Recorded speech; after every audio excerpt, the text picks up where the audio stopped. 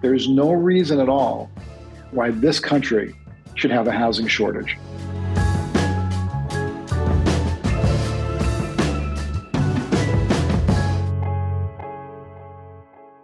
Welcome back to another episode of Change in the Market. I'm your host today, Kevin Chimala, and with us is CEO of the Masiello Group, Chris Masiello. How are we doing today?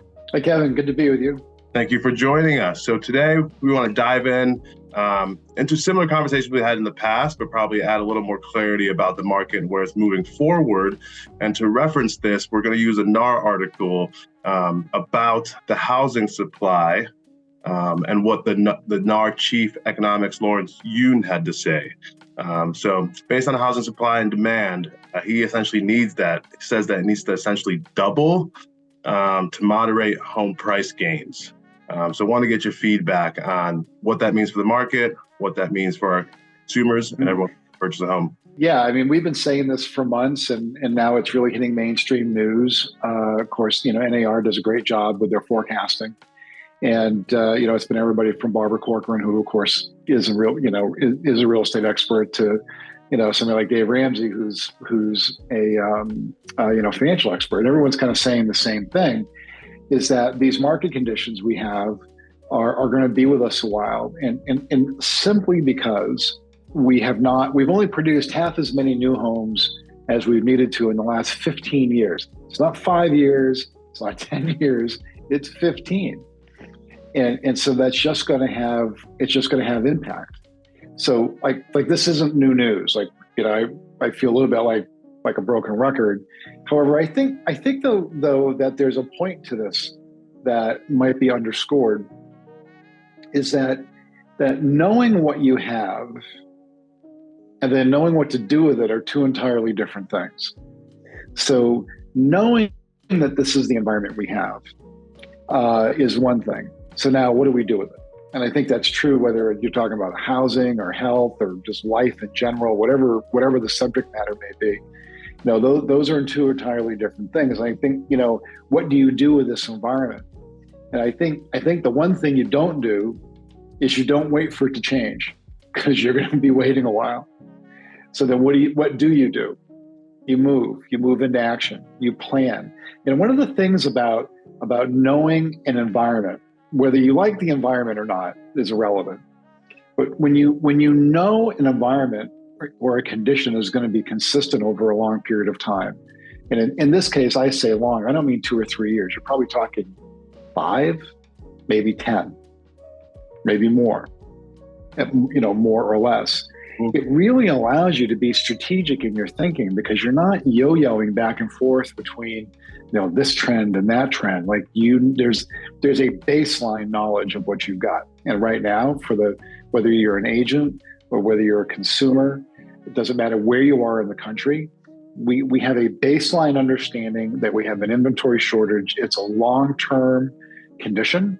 And then how do I use that to my advantage? And I think there's the two things, just to reiterate what I said. One, don't wait for it to change, because you're going to be waiting a while.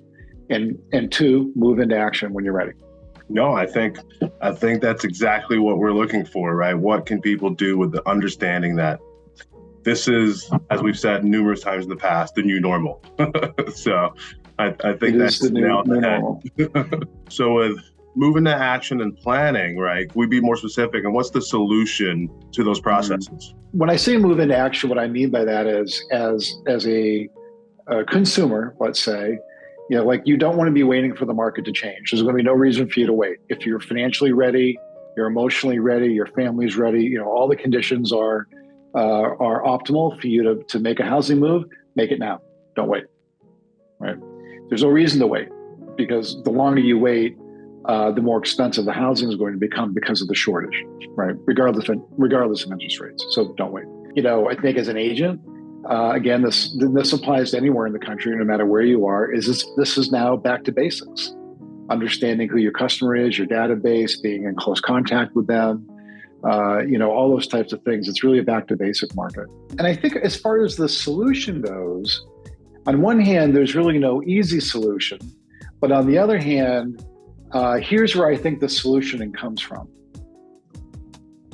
municipalities, communities, community government, and housing providers, builders, developers, are going to have to co-create solutions for their individual communities.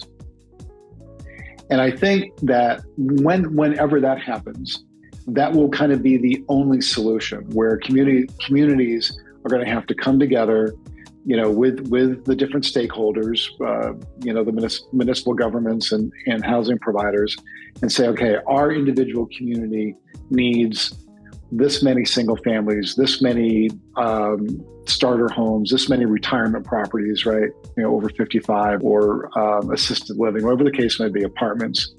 And they're going to have to come together, and they're going to have to do more planning about what they need.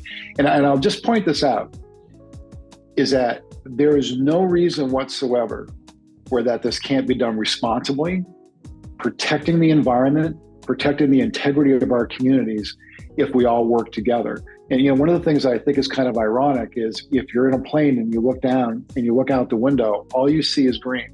There's no reason at all why why this country should have a housing shortage.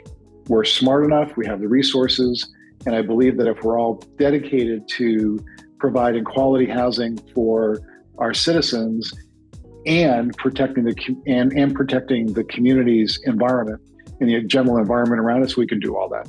We're certainly capable of it. I think that's well said. That gives people an idea of solutions that they can take action upon on an individual level. And I think you provided a great overview of what it will take from a community standpoint for us to start moving in the right direction. So I think that's a great way to wrap up this episode. Thank you for joining us today, Chris. We look forward to another episode next week of Change of the Market. Please like, subscribe, share this with your audience, share this with your community, share this with your neighbor that's hounding you about interest rates, because this is great information about our market today. Thanks, Kevin. Good to be with you. Good to be with everybody.